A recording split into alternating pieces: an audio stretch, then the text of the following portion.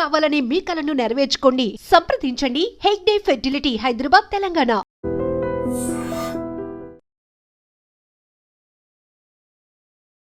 విశాఖ మధురవాడలో సంచలనం రేకెత్తించిన ప్రేమోన్మాది దాడి ఘటనలో నిందితుడైనటువంటి నవీన్ ను ఇప్పటికే శ్రీకాకుళం జిల్లా బోర్జా పోలీస్ స్టేషన్ సమీపంలో పోలీసులు 6 బృందాలుగా గాలించి అక్కడ అదుపులోనికి తీసుకోవడం జరిగింది. అయితే చాలా బాధాకరమైన విషయం, ప్రేమించినటువంటి వ్యక్తి త్వరలోనే పెళ్లి కూడా చేసుకోవడానికి పెద్దలు కూడా అంగీకరించిన నేపథ్యంలోనే అతను తీవ్రమైనటువంటి ఒత్తిడి, బెదిరింపుల నేపథ్యంలో ఈరోజు ఏకంగా ఇక్కడ రెంట్ హౌస్ లో ఉంటున్నటువంటి ఆ యువతి ఇంటికి వచ్చి దాడి చేసి ఆ తల్లిని పొట్టన పెట్టుకున్నాడు అతను. అలానే ఆ యువతి కూడా ఇప్పుడు హాస్పిటల్లో ప్రాణాలతో కొట్టుమిట్టాడుతున్న సందర్భం. కానీ ఇక్కడ స్థానికంగా ఉన్న వాళ్ళు, ఘటనా స్థలంలో ఉన్న వాళ్ళు చెప్తున్నారు, ఒక ఎస్ఐ గారు ఆ అమ్మాయిని సమయానికి కాపాడి ఉండకపోతే ఇప్పటికే ఆమె కూడా ఈ ఘటనలో ఆ ప్రేమోన్మాది చేతిలో ప్రాణాలు పోగొట్టుకుని ఉండేది అని చెప్తున్నారు.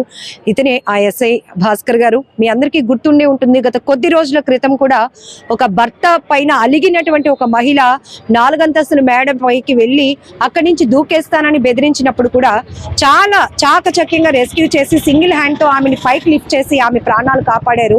ఇప్పుడు ఈ ప్రేమోన్మాది దాడి ఘటనలో కూడా ఆ యువతి ప్రాణాలతో ఇప్పటికీ ఉంది అంటే దానికి కారణం కూడా ఈ పోలీస్ ఆఫీసర్. ఒకసారి మాట్లాడదాం ఎస్ఐ గారితో. Great job sir. చాలా మంది చెప్తా ఉన్నారు మీ గురించి. ఏం జరిగింది సార్ మీరు వచ్చేటప్పటికి? మేము వచ్చేటప్పటికమ్మా అమ్మాయి ఇక్కడ పడి ఉంది, కిందన పడి ఉండడం చూసి మాకు కంప్లీట్గా అమ్మాయికి పేక దగ్గర కట్ చేసి, చేతి దగ్గర కట్ చేసి ఉన్నాయి. సో అమ్మాయి చూస్తే అసలు మాట్లాడలేని పరిస్థితి. సో ఇమ్మీడియట్గా మేము అప్పుడు అంబులెన్స్ కాల్ చేసిన టైం పట్టేటట్టు ఉంది, కనీసం రావడానికి ఒక 20 minutes పడుతుంది. అలాగే దగ్గరలో ఆటోలు కూడా అవైలబుల్గా లేదు. సరే ఇంకెందుకు మనం అమ్మాయిని మనమే తీసుకెళ్దాం అని చెప్పి మా స్టేషన్ సంబంధించిన హెడ్ కానిస్టేబుల్ విజయ్, నేను ఇద్దరం కూడా అమ్మాయిని ఇమీడియట్గా నా చేతుల మీద తీసుకొని అక్కడ ఉన్న క్లాత్తో మెడ దగ్గర గట్టిగా ఒత్తిపెట్టి, చేతి దగ్గర ఒత్తిపెట్టి మా వెహికల్ మీద డైరెక్ట్గా హాస్పిటల్ ఐసీయూలోకి వెహికల్ మీద తీసుకెళ్ళి అక్కడ అడ్మిట్ చేయడం జరిగింది. అడ్మిట్ చేసి ఇప్పుడు కొంచెం అమ్మాయి పరిస్థితి కొంచెం బాగానే ఉందని చెప్తున్నారు. ఫైనల్గా అల్టిమేట్గా ఏంటంటే మనం అవకాశం ఉన్నంత వరకు ఒకరిని సేవ్ చేయాలన్నటువంటి ఉద్దేశంతోనే ఈ పోలీస్ డిపార్ట్మెంట్లో ప్రతి ఒక్కరు కూడా తమ యొక్క విధిని నిర్వర్తించాలని అనుకుంటారు. దానిలో భాగంగానే నా విధిని నేను నిర్వర్తించాలని నేను అనుకుంటున్నాను. ఇప్పటికి మీ యూనిఫామ్ అయిన రక్తపు మార్కులు అంటే అమ్మాయిని ఎత్తుకున్నాను కదమ్మా, దుప్పటి చుట్టాను, అప్పటికి కూడా బయటికి బ్లడ్ వచ్చింది, నాకు కూడా అంటుకుంది. ఇది పెద్దదేం కాదు, ఒక ప్రాణం కన్నా ఇంకేది ఇంపార్టెంట్ కాదన్నది నా ఉద్దేశం. సార్, ప్రాణాపాయ స్థితిలో ప్రతి సెకండ్ కూడా చాలా గోల్డెన్ అవర్ అని మనం చెప్తా ఉంటాం. మీరు వచ్చినప్పటికీ ఇక్కడే ఇంకా రక్తపు మరకలు కూడా కనబడతా ఉన్నాయి. అదే సిచ్యువేషన్ ఇమీడియట్ గా ఇంకా అంబులెన్స్ కోసం వెయిట్ చేయడం కాకుండా విధి నిర్వహణలో మీరు ఎంత అలర్ట్ గా ఉంటారో మరొకసారి ప్రూవ్ చేస్తున్నారు. సో ఇక్కడికి వచ్చినప్పుడు మీరు సీన్ లోకి వెళ్ళినప్పుడు ఆ పరిస్థితి ఎట్లా ఉంది? అంటే మేము చూసినప్పుడు అసలు ఏం జరిగింది అనేది మాకు తెలియదు. ఫర్దర్గా అసలు ఏం జరిగింది, లేకపోతే అమ్మాయి సూసైడ్ చేసుకుందా, లేకపోతే ఎవరో వచ్చి చేశారా అనే విషయం కూడా తెలియదు. But what ever it is, ఏదైనప్పటికీ ముందు వాళ్ళని సేవ్ చేయడానికి మన ప్రయత్నం మనం చేయాలనే ఉద్దేశంలో భాగంగా మేము ఆ పని చేయడం జరిగింది. Thank you. నేరుగా ఐసీయూ దగ్గరికి మీరు లోపలికి డైరెక్ట్గా మేము వెహికల్ 2-wheeler కాబట్టి లోపలికి డైరెక్ట్ తీసుకెళ్ళిపోయి అక్కడ డాక్టర్ సిబ్బంది కూడా ఇమీడియట్గా స్పందించారు. అమ్మాయి అక్కడ అప్పటికీ కూడా ఊపిరి ఆడట్లేదు అంటే ఇమీడియట్గా ముందు ఆక్సిజన్ పెట్టించండి సార్, తర్వాత ఏదైనా చూద్దాం డాక్టర్ని కూడా రిక్వెస్ట్ చేశాను. వాళ్ళు కూడా ఇమీడియట్గా స్పందించారు. ఏదేమైనట్టుగా అమ్మాయి సేఫ్గా ఉంటే చాలా, అదర్వైజ్ ఇంకేం అవసరం. Really great job sir. ఎందుకంటే ఇది మీ జాబ్ అయినప్పటికీ కూడా ఇన్ టైంలో మీరు రెస్పాండ్ అయిన తీరు ఇక్కడ చూడొచ్చు. ఎస్ఐ చెప్తున్నట్టు భాస్కర్ గారు, ఆ క్షణంలో ఇంకా మాకు పూర్తిగా ఇక్కడ ఏం జరిగిందో కూడా తెలీదు. మాకు ఇన్ఫర్మేషన్ వచ్చింది ఇలా దాడి జరుగుతోంది, ఒక అమ్మాయి రక్తపు మడుగులో బయటికి రోడ్డు పైకి ఇంటి నుంచి బయటకు వచ్చి అక్కడ అమ్మాయి కుప్పకూలిపోయిందని ఇన్ఫర్మేషన్ రాగానే మేము ఇమీడియట్ గా ఇక్కడికి వచ్చాం కానిస్టేబుల్ తో సహా. ఆ టైంలో అంబులెన్స్ కూడా అందుబాటులో లేనప్పుడు కానిస్టేబుల్ తో పాటు నేను అమ్మాయిని నా 2 చేతులతో ఎత్తుకొని 2-wheeler పైన నేరుగా హాస్పిటల్, ఏదైతే లోకల్ గా ఉన్నటువంటి ఒక హాస్పిటల్ ఐసీయూకి నేరుగా 2-wheeler తో పాటు వెళ్ళడం వల్ల ఆ అమ్మాయి ఇప్పుడు సేఫ్, కాస్త ఆ అమ్మాయి ఆరోగ్యం కుదుటపడి ట్రీట్మెంట్ కి సహకరిస్తున్న సిచ్యువేషన్ వచ్చిందంటే గనక అది పోలీస్ ఆఫీసర్ చేసినటువంటి గొప్ప పని అని చెప్పొచ్చు ఖచ్చితంగా. ఏదేమైనా ప్రేమోన్మాది దాడి ఘటనలో 42 ఏళ్ల మహిళ, అంటే ఈ యువతి, ప్రేమించినటువంటి యువతి తల్లి అక్కడికక్కడే ప్రాణాలు కోల్పోయింది.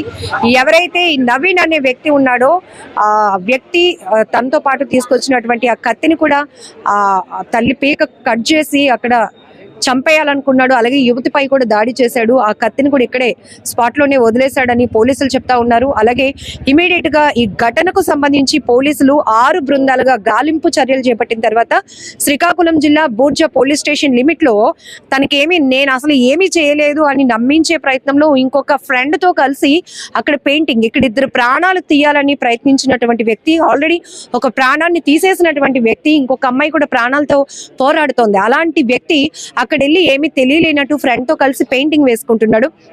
అలాగే ఇక్కడ విశాఖ మధురవాడలో ఈ దాడి చేసిన తర్వాత అతను బైక్ పైనే శ్రీకాకుళం బూర్జా అక్కడ వెళ్ళడం జరిగింది. ఈ లోపనే ఎవరు గుర్తుపట్టకుండా ఉండటానికి తను బట్టలు కూడా మార్చేశాడంట, తర్వాత బైక్ కూడా మార్చేశాడు. అక్కడ ఫ్రెండ్ తో ఏమి ఎరగనట్టు అక్కడ పెయింటింగ్ కూడా వేస్తున్నారు. బట్ పోలీసులు మాత్రం చాకచక్యంగా విత్ ఇన్ అవర్స్ లోనే ఆ ప్రేమోన్మాదిని అయితే అదుపులోనికి తీసుకోవడం జరిగింది. ఇప్పుడు పూర్తి స్థాయి విచారణ కూడా జరుగుతోంది. ఎలాంటి శిక్షలు విధించాలి అనేది ఫర్దర్ ప్రొసీజర్ అనేది ముందుకు వెళ్తుందని కూడా ఇప్పుడే విశాఖ నగర పోలీస్ కమిషనర్ శంకబ్రత బాగ్జీ గారు కూడా పూర్తి వివరాలు కూడా వెల్లడించడం జరిగింది. ఇక్కడ సిపి గారు చెప్తున్న ఇంకొక మాట, పదే గత 6 సంవత్సరాలుగా ఈ నవీన్ దీపిక మధ్య ప్రేమ నడిచింది. కాకపోతే ఈ అమ్మాయి వయసు చిన్నది, అమ్మాయి నర్సింగ్ కూడా చేసింది, ఇంకా 20 years కాబట్టి ఇంకొక 1 year మేము అడిగాము, టైం కావాలి, ఎందుకంటే పెళ్లి అంటే చాలా పనులు ఉంటాయి, ఖర్చులు ఉంటాయి బాబు, ఖచ్చితంగా మీ ఇద్దరికి పెళ్లి చేస్తాం, మాకు కొంచెం టైం ఇవ్వండి అని వాళ్ళు నచ్చ చెప్తూ వస్తున్నప్పటికీ, ఈ యువతి తల్లిదండ్రులు నచ్చ చెప్తూ వస్తున్నప్పటికీ కూడా మరి ఏమైందో తెలియదు. ఒక్కసారిగా అతను ఇంత కర్కశమైనటువంటి నిర్ణయంతో ఇద్దరిని చంపేయాలనుకున్నాడు. ఇక్కడ ఈ హౌస్ లోనే వాళ్ళు రెంట్ కి 1 year క్రితమే వచ్చారు.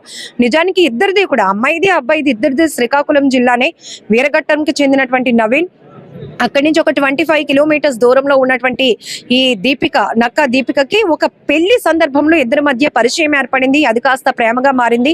ఇద్దరు ఇరు కుటుంబాల్లో కూడా చెప్పడం జరిగింది వాళ్ళ ప్రేమ వ్యవహారం కోసం. అయితే వయసు ఇక్కడ చాలా చిన్నది, అమ్మాయి వయసు కాబట్టి.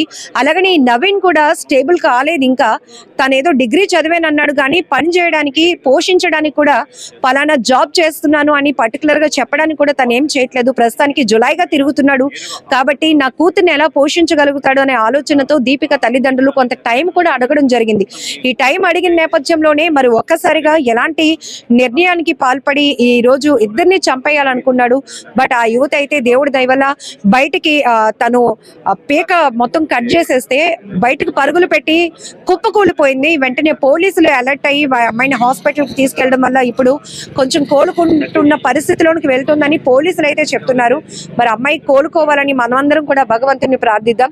బట్ ఇప్పుడైతే నవీన్ ని పోలీసులు అదుపులోనికి తీసుకున్నారు. ఎలాంటి శిక్ష అమలు కాబోతుందో కూడా ఇక్కడ చాలా మంది వెయిట్ చేస్తున్న పరిస్థితి అని కూడా చెప్పొచ్చు.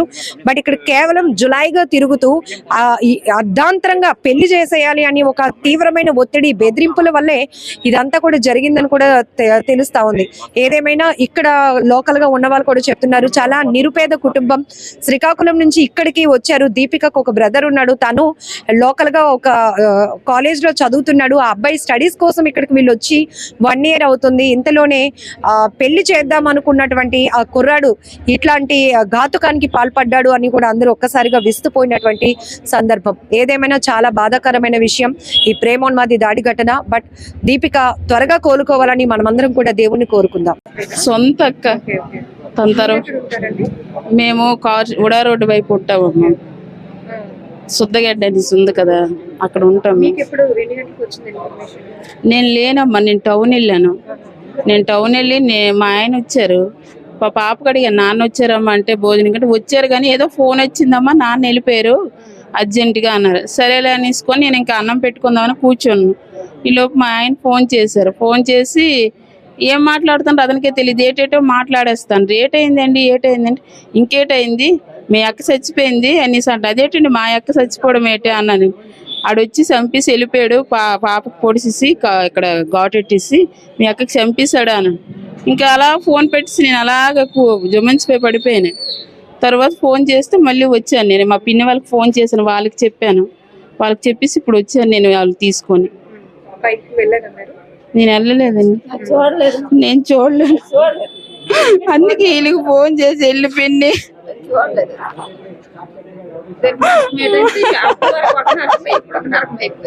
దానికి సుఖం లేదు. ఇప్పుడు ఎప్పుడు అనారోగ్య సమస్య, షుగర్, బీపీ, పాపం ఎంత బాధపడేది. అలాగా ఎవరితో మా అక్క మాట్లాడదు, చాలా నెమ్మదస్తురాలు. ఇంకా మేము మాట్లాడుతాం కానీ అస్సలు మా అక్క ఏమి చెప్పదు. ఏం జరిగినా సరే సైలెంట్గా ఉంటుంది. అక్క ఏటైంది అంటే ఏం లేదు, అంతా మనసులో పెట్టుకుంటుంది మా అక్క. ఎవరితో గొడవలకి వెళ్ళదు, ఎవరికి ఏం అంద, అస్సలు అంత మంచిదే మా అక్క. తెలుసండి దీపిక అబ్బాయి నవీను ప్రేమించుకుంటున్నారని పెళ్లి కోసం అంతా. మాకంటే కొద్ది మామూలుగా తెలుసు అంది, మాకు అంత పెద్దగా ఏమీ లేవు. మా అక్క ఎప్పుడు ఏమీ చెప్పదమ్మా, ఎప్పుడు సైలెంట్ గా ఉంటది అంతే. తను ఏమీ చెప్పలేదు ఎప్పుడు మాకు. అలా ఇంట్లో ఉండము, పాప డ్యూటీకి వెళ్తుంది, బావ డ్యూటీకి వెళ్తుంది అంతే. అంతా చెప్తారు కానీ ఏమీ చెప్పదు, సైలెంట్ గా ఉండడం అంతే.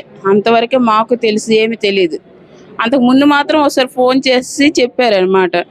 వాళ్ళు సంబంధంకి వచ్చారు, వస్తే మేము ఇప్పుడు చేసుకోము, బాబుకి ఉద్యోగం ఏటీ లేదు, ఎందుకు ఇప్పుడు పని లేనప్పుడు ఎలా చేసుకుంటాం అనేసి అన్నారు. అంతవరకే. ఇంకా అంతటితో వాళ్ళు ఏమి అనలేదు, మేము ఏమి అనలేదు. సైలెంట్గా ఉన్న సంబంధం విషయం కదా, ఆడపిల్ల కదా, వాళ్ళకి నచ్చితే చేసుకుంటారని మేము కూడా ఎప్పుడు ఏమీ అనలేదు వాళ్ళకి. వాడు ఎంత పని చేస్తాడని మాకు తెలియదు అమ్మ. మా చెల్లి ఉంది ఆ ఊర్లోన, మా చెల్లి ఇప్పుడు అబ్బాయి వాళ్ళ ఊరు మా చెల్లి ఆ ఊర్లో ఉంది. కానీ వాడు వెళ్ళంటాడు, మాకైతే తెలియదు. మేము వైజాగ్ ఎప్పటి నుంచి ఉంటున్నాం కదా, మాకు వాడి విషయాలు ఏమీ తెలియదు మాకు. వీళ్ళు మాకు ఎప్పుడు అక్క వాళ్ళు వచ్చి ఒక 6 సంవత్సరాలు అవుతుంది, 6-7 అవుతుంది. అలా ఫస్ట్ టౌన్లో ఉండేవారు, అక్కడి నుంచి ఇక్కడ పిఎం పాలెంలో ఉండేవారు. ఒక అపార్ట్మెంట్లోన వాచ్మెన్గా పనిచేసేవారు. చేస్తే వాళ్ళ మాయ గారు సడన్ గా పడిపోయారు అక్కడ ఏదో గుద్దుకొని. అతనికి కాల్ ఇచ్చి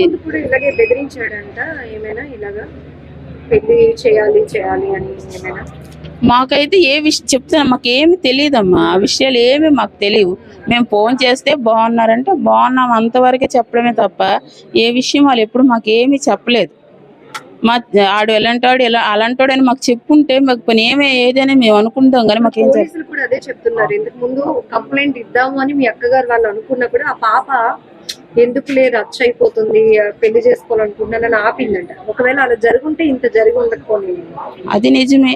వాడికి ఆడికి 4 తగిలుంటే ఆడు భయపడినేమో, ఇలాగ అవుతుంది వీళ్ళు ఇలాగ వెళ్ళి కేసు పెడతాను అనేసి భయపడినేమో. కానీ వీళ్ళేమి మరి ఆడపిల్ల అనేసి అన్ని విధాలుగా ఆడపిల్ల అనేసి భయపడుతుంటారు తల్లిదండ్రులు కదా.